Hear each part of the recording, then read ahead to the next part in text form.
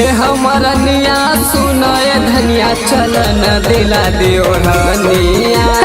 ए हमर धनिया सुनाए रनिया चलन दिला दियो रनिया।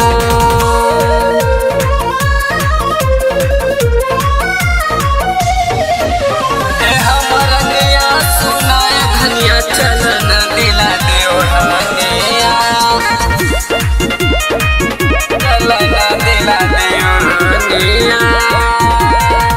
चमकेलू ऐसे जैसे आसमान में चाँदो। बोलेला तू ऐसे बोलिया मीठा मुँह सकान हो।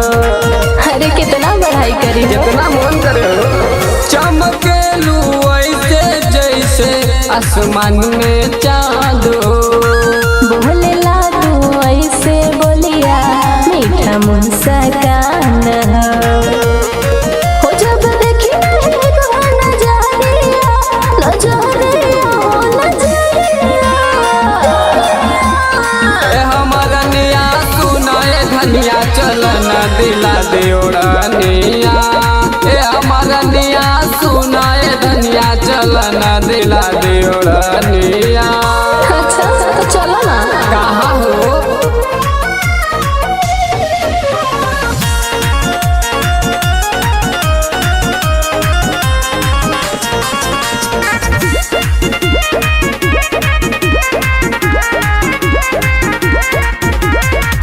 बढ़ल परेशानी सुना ए हमर रानी।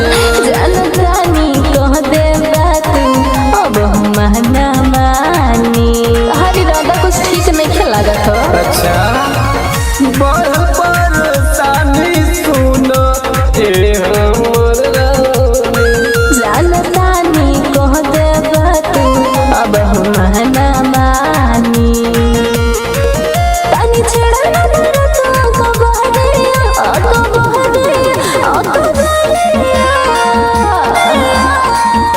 ए हमर निया सुनाए धनिया चलन दिला दे झुलनिया। ए हमर निया सुनाए धनिया चलन दिला दे अठलिया। चला ना।